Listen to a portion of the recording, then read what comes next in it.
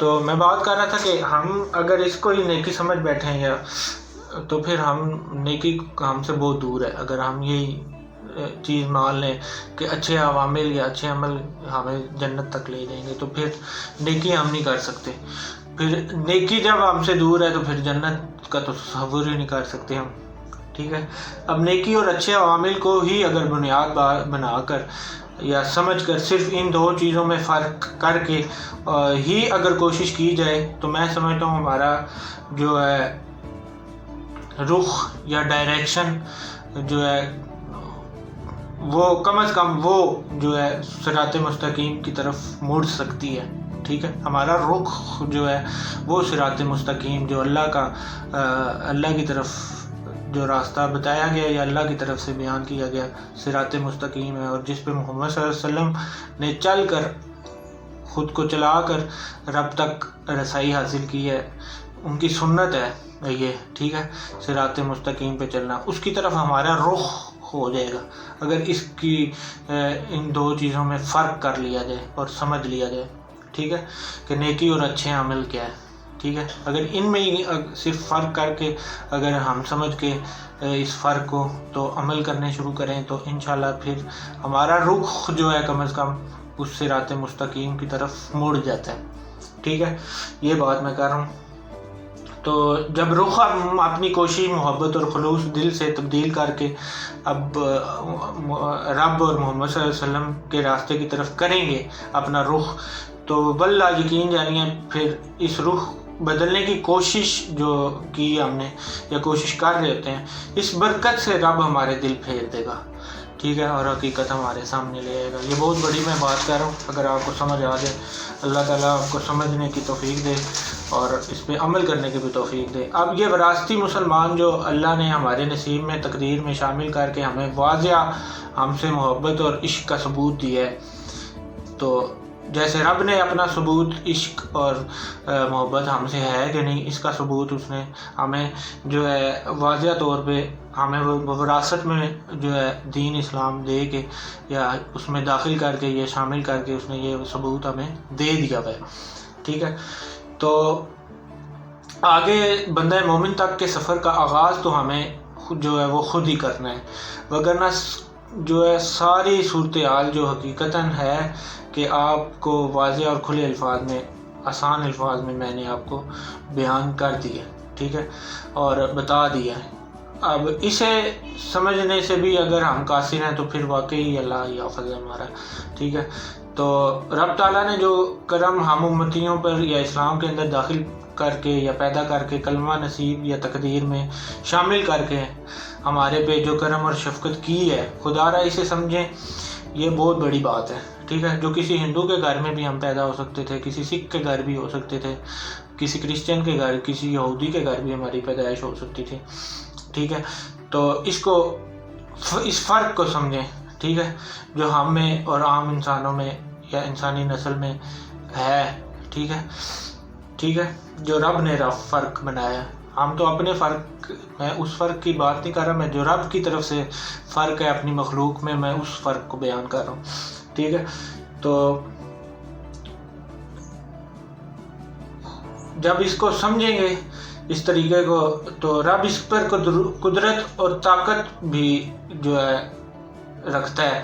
اب اس کے لیے جانے والے کرم کا, کیے جانے والے کرم کا بھی مان ہم نہیں رکھ سکتے, یا جو ہم پہ کیا گیا کرم ہے اس کا بھی ہم مان نہیں رکھ سکتے, یا قربانی نیکی کا سفر شروع بھی نہیں کر سکتے.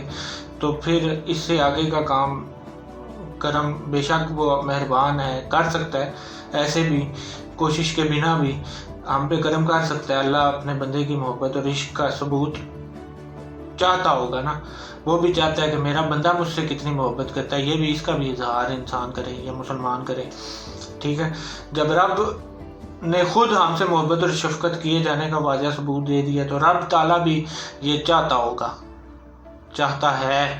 عقل اور سمجھ استعمال کر کے دیکھیں کہ وہ بھی یہ چاہتا ہے, وہ ذات بھی یہ چاہتی ہوگی یا چاہتا ہے کہ انسان یا مسلمان بھی اپنی محبت کا ثبوت دے.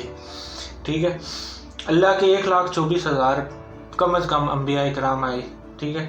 ہم پھر ان انبیاء کرام کی بے شمار جو ہے قومیں پھر انبیاء کرام کے امام محمد صلی اللہ علیہ وسلم کی جو ہے جو اللہ کے محبوب، ٹھیک ہے، اللہ کی محبت، یعنی معاذ اللہ کسی مخلوق کی نہیں، خالق کی محبت صلی اللہ علیہ وسلم کی بہترین امت میں پیدا کیا ہمیں.